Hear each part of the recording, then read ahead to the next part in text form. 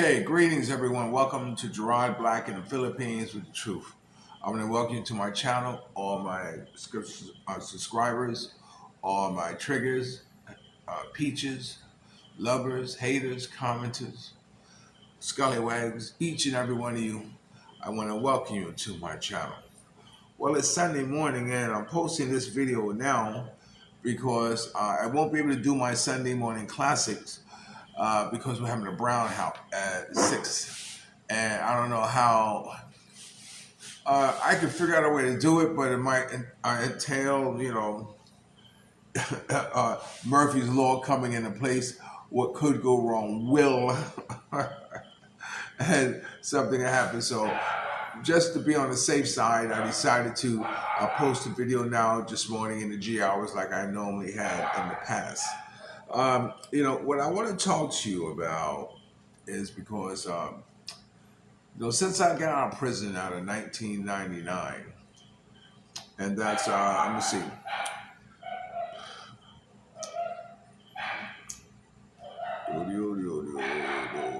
Okay, hold on.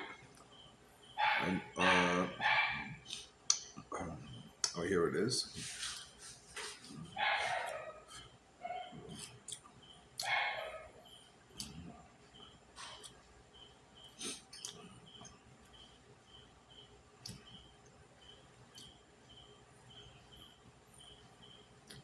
Oh, wow. From 1999 to now, that's 25 years.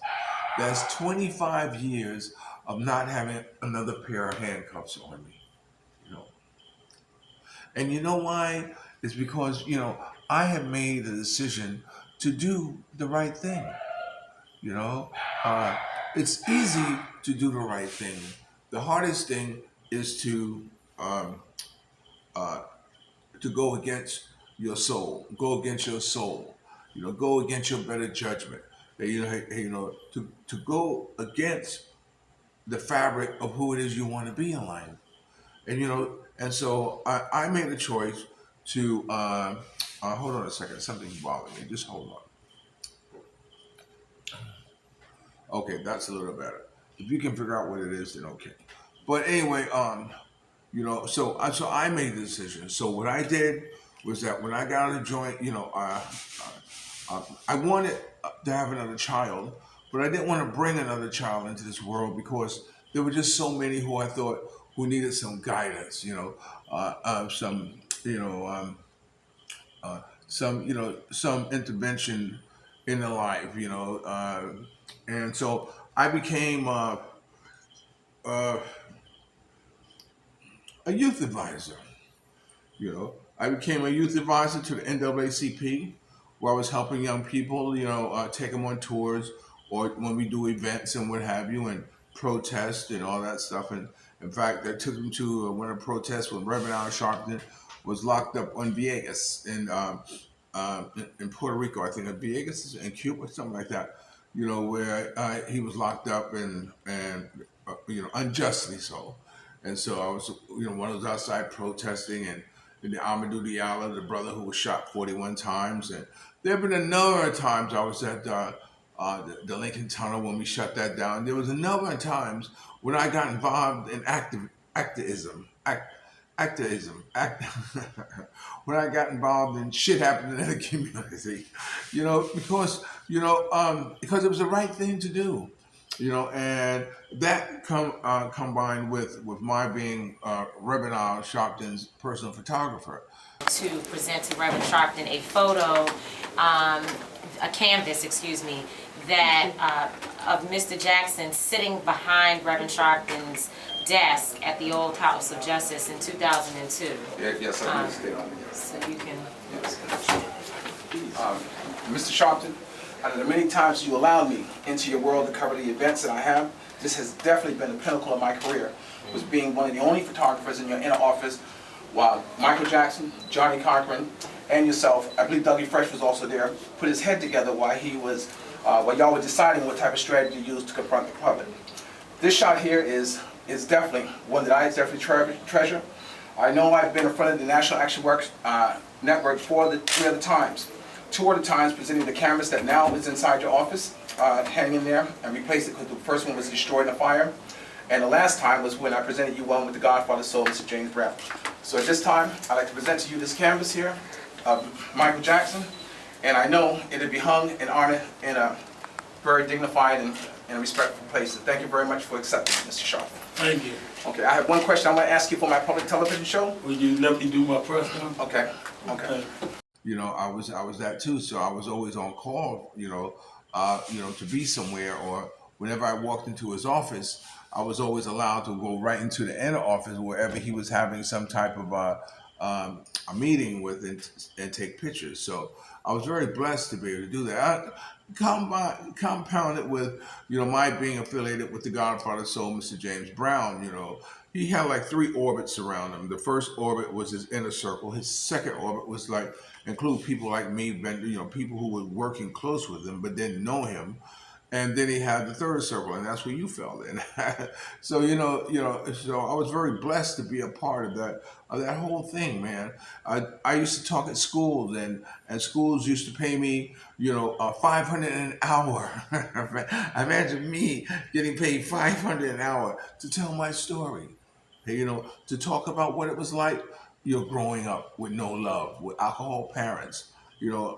Growing up when nobody didn't care about your homework. Can you read this sentence? When nobody cared. So I talked to them about, how people can dislike you for 2 things that you have no control over. You have no control over where you were born, and you have no control over the color of your skin. And yet and still people can dislike you for those 2 factors, and how it's going to happen, and it's just not right. I know, I started, joining other organizations, the ISA Art Council, organizations, and plus I was a freelance publicity photographer covering a lot of high profile events. The vice president coming in, or working with the games, a documentary, or most of the time, about 95% of the shit I shot ended up in a publication somewhere. So I was very fortunate. And I remember that first one when I got with Richard Burton and Tatum O'Neal and the New York Post many, many years ago. And I was coming out of the Port Authority. They were shooting a movie, I don't know, Circle of Fear or something like that or whatever. And I finagled past security. I've always been able to get past security, probably because of the way I talked, and how I conducted myself. Okay, go ahead. And they usually let me in. So I ended up right in front of Richard Burton. And I was so nervous. This is my first big star who I was photographing. And my hands, hey, Mr. Burton, can I take a picture? Yes, you can. And I'm like this. Tatum O'Neal was being a little snot, So I took the picture, but fortunately enough, I took it down to the New York Post, and they bought it, And when I saw my picture in the New York Post, I said, oh, "Wow!" I bought 10 copies for my mother. I said, "Wow, this is what I wanted to do," and that's what set me on the trail of becoming a photographer. So anyway, why am I telling you all this? I'm telling you all this because I'm not supposed to be here.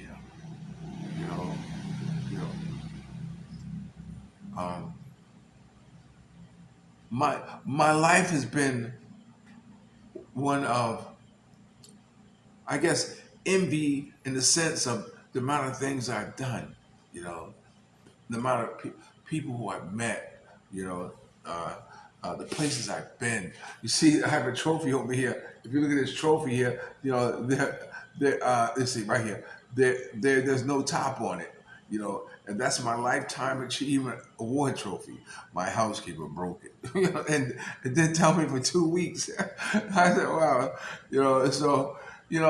and I received the Man of Vision Award, which is one of the highest awards, the second highest award that the National Action Network, Reverend Al Sharpton organization can give somebody.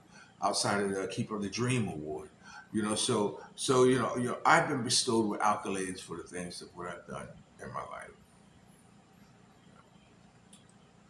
So my having the good fortune to be able to end up in the Philippines, and to end up here, and still and being able to get a passport, is truly a miracle. And to this day, I when I talk to young people or when I put a message out there, I tell them, look, get your passport. You may not have no intention of using it, but get it. You never know. And the way this world is going today, you want to be able to jump on a plane and say, "See you, USA." I'm going to kick up in the beach of the Philippines and play bongos and tell Hollywood stories to gorgeous Filipino girls who can't understand a thing I'm saying, but they hell nice to look at. So I mean, you just never know. So again, why am I telling this story? I'm telling a story and coming here to the Philippines, it wasn't a question of doing the right thing. It wasn't a question of being around, things that could influence you to do the wrong thing.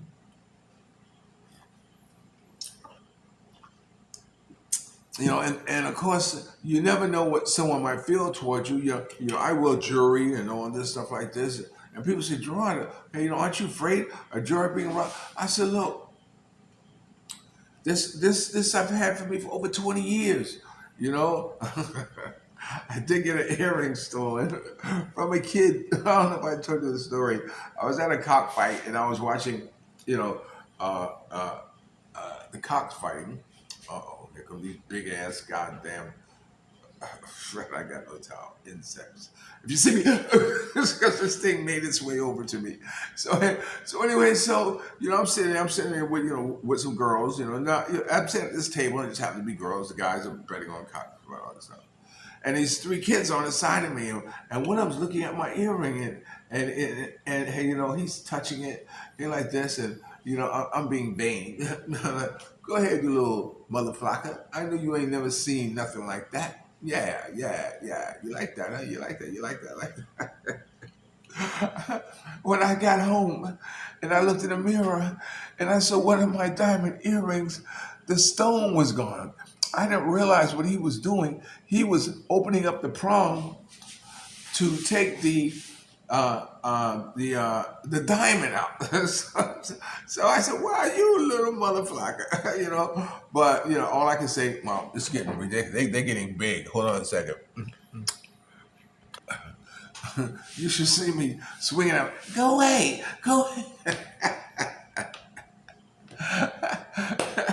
So anyway, I was very grateful that it was a kid who got me instead of a girl. So anyway, getting back to, why, being in the Philippines is a blessing. Because in doing the right things, you get rewarded. You get rewarded.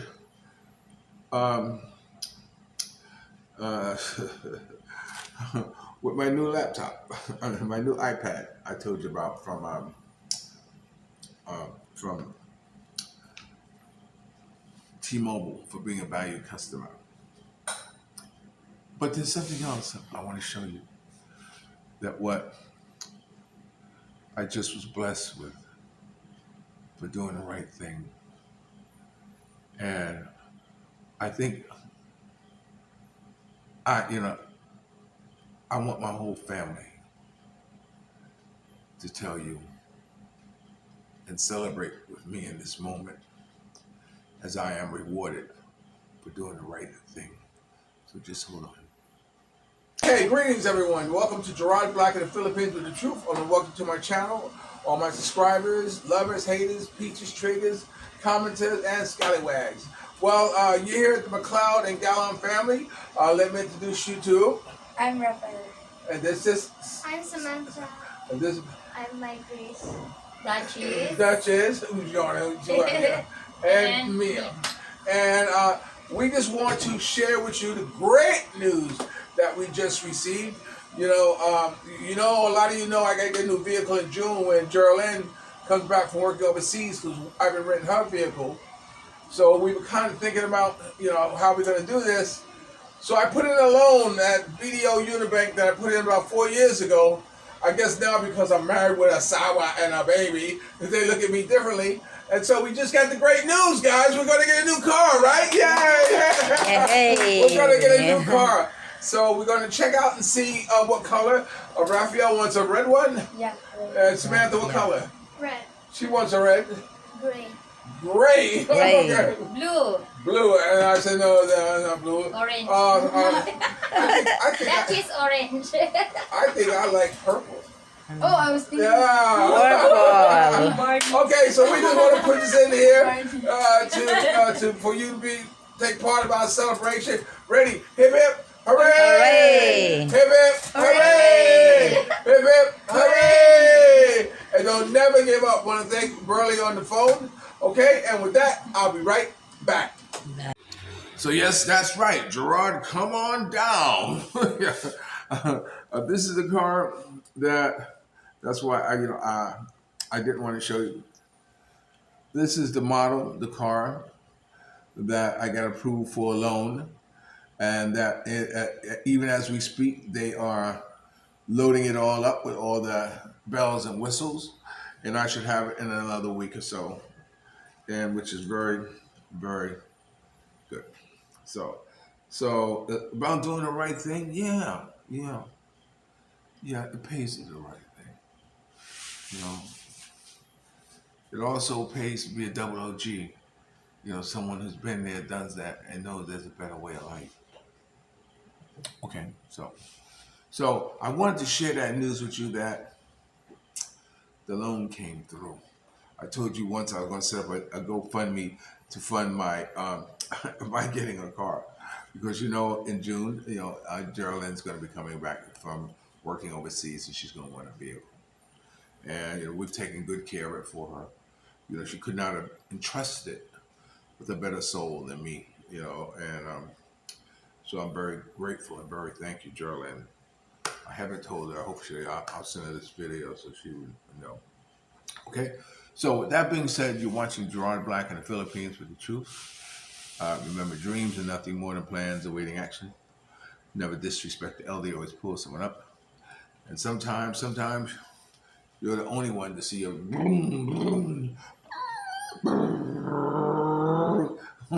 only one to see your vision. And the best revenge in life is to live good. I'm gonna be good today. I hope you are too. And if you're lucky enough to have a woman like Ollie Woodson, former lead singer of Temptation One Song, treat her like a lady. And ladies, if you're lucky enough to have a good man like me, make him feel like a king. And never say no. On a personal note, let me congratulate two of my nieces, Catherine, who's graduated, this year. So I am very happy for her. I've supported her ever since I've known her. She's been in my life, and also Michelle. Michelle, who won, I think, a Miss. Let me see if I can find it real quick before I go, because she wrote an absolutely phenomenal letter to everyone who supported her, and see if I can find it on this one. See if I can find it on my iPad. But so just bear with me for a second, because. I wrote a response to her, to a letter that she posted on her father's Facebook. Whether he showed it to her or not, is something else. But I know that I want to congratulate her on her. Oh, here she is.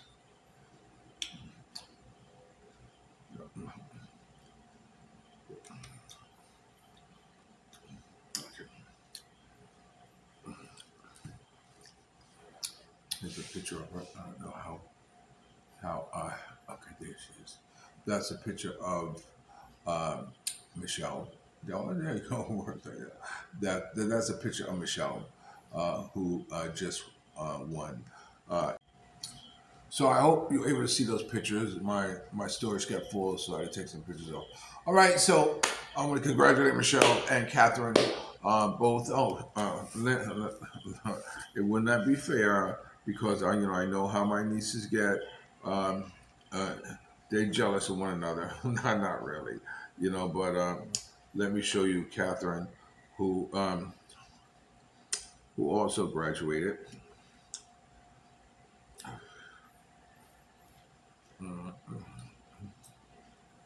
There she is.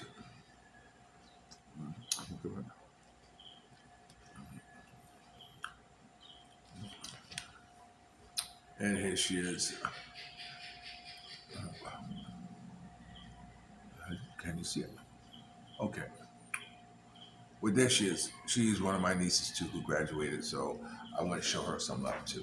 All right, so remember, I'll always love you more. I'll talk to you later.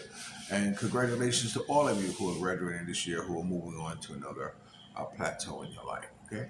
Remember, I'll always love you more. I'll talk to you later. Peace.